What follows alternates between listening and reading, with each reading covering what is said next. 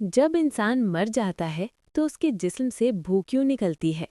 ये एक फितरी अमल है जिसे साइंस की ज़बान में तज्जिया यानी डीकॉम्पोजिशन कहा जाता है।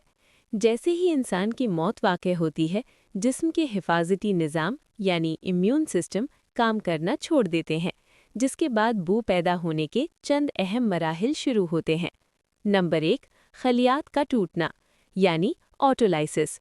मौत के फ़ौरन बाद खलियात के अंदर मौजूद एंजाइम्स खुद अपने ही खलियात को हज़म करना शुरू कर देते हैं। इस अमल से गैसें और मायात खारिज होते हैं जो बू का इब्तिदाई सबब बनते हैं। नंबर 2, बैक्टीरिया की सरगर्मी यानी प्यूट्रिफैक्शन। इंसानी आंतों और जिस्म में लाखों की तादाद में बैक्टीरिया मौजूद होते हैं। जिंदगी में हमारा मुदाफ़ियती निज़ाम इन्हें काबू में रखता है, लेकिन मौत के बाद ये बैक्टीरिया पूरे जिस्म में फैल जाते हैं और प्रोटीन को तोड़ना शुरू कर देते हैं। नंबर 3, मखसूस गैसों का इखराज। जब बैक्टीरिया जिस्मानी बाफ्तों को खुराक के तौर पर इस्तेमाल करते हैं, तो वो कीमियाई अमल के नतीजे में कुछ मखसूस गैसें खारिज करते हैं, जिनकी बू बहुत शदीद होती है। नंबर 1, कैडावरीन और प्यूट्रिसिन। ये सड़ते हुए गोश्त की मखसूस बू पैदा करते हैं। Number 2, hydrogen sulphide. इससे सड़े हुए अंडे जैसी बू आती है। नंबर 3, मीथेन और अमोनिया। ये भी ताफुन पैदा करने में अहम किरदार अदा करती हैं। अहम बात, बू पैदा होने की रफ्तार का इन्हिसार दर्जे हरारत पर होता है। गर्मी में बैक्टीरिया ज़्यादा तेज़ी से काम करते हैं, इसलिए लाश से बू जल्द आना शुरू हो जाती है, जबकि सर्दी में ये अमल सुस्त पड़ जाता है। जब इंसान मर जाता है तो जिस्म के अंदर मौजूद बैक्टीरिया उसे तोड़ना शुरू कर देते हैं। इस अमल के दौरान ख़ास किस्म की गैसें बनती हैं जो शदीद बदबू पैदा करती हैं। ये दरअसल कुदरती साइंसी अमल है जिसे डीकॉम्पोजिशन कहते हैं। क्या आप इस अमल को रोकने के लिए इस्तेमाल होने वाले जदीद या कदीम तरीकों जैसे ममी बनाना के बारे में जानना चाहेंगे? लाश को महफूज रखने की तारीख इतनी ही पुरानी है जितनी कि इंसानी तहज़ीब। इंसान में हमेशा से ये कोशिश की है कि मौत के बाद जिस्म को सड़ने यानी इन बैक्टीरिया और गैसों के अमल से बचाया जा सके। इसके 2 सबसे मशहूर तरीके ये हैं। नंबर 1, कदीम तरीका, ममी बनाना, ममीफिकेशन। कदीम मिस्र के लोग इस फ़न में माहिर थे।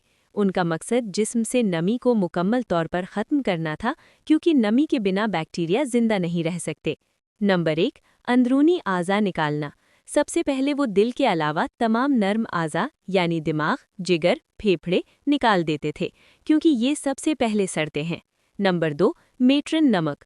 लाश को तकरीबन 40 दिन तक नेट्रिन नमक में दबाकर रखा जाता था, जो जिस्म का तमाम पानी जज़्ब कर लेता था। नंबर 3, तेल और पट्टियाँ। जब जिस्म बिल्कुल खुश्क हो जाता तो उसे खुशबूदार तेलों से मसाज किया जाता और कत्तान की पट्टियों में लपेट लिया जाता। जदीद तरीका, एम्बॉल्मिंग। आजकल दुनिया के कई हिस्सों में लाश को चंद दिनों या हफ्तों तक महफूज रखने के लिए केमिकल्स का सहारा लिया जाता है। नंबर 1, खून की तब्दीली। जिस्म से सारा खून निकालकर उसकी जगह एक ख़ास महलूल यानी एम्बॉल्मिंग फ्लूइड भर दिया जाता है। Number 2, formaldehyde. इस महलूल का सबसे अहम जुज़ फॉर्मेलिन होता है। ये खलियात को सख्त कर देता है और बैक्टीरिया के लिए जिस्म को नाकाबिले हज़म बना देता है। Number 3, cosmetics. आखिर में जिस्म पर मेकअप और दीगर चीज़ें इस्तेमाल की जाती हैं ताकि वो देखने में ज़िंदा मालूम हो। एक दिलचस्प हकीकत, कुदरती ममी। कभी कभी कुदरत खुद भी लाश को महफूज कर लेती है। अगर कोई इंसान ऐसी जगह मर जाए जहां शदीद सर्दी हो, जैसे बर्फानी पहाड़, बहुत ज़्यादा खुश्की हो, जैसे सहरा की रेत, या ऑक्सीजन बिल्कुल ना हो, जैसे दलदल या नमक की कानें, तो वहाँ बैक्टीरिया काम नहीं कर पाते और जिस्म सदियों तक अपनी असल हालत में बरकरार रहता है। अगर आपको ऐसी मज़ीद हैरानकुन हकीकतें जाननी है तो वीडियो को लाइक करें। कमेंट में बताएं आप किस मौजू पर अगली वीडियो देखना चाहते हैं, और हमारे चैनल को सब्सक्राइब करें ताकि हकीकत के मज़ीद राज आप तक पहुँच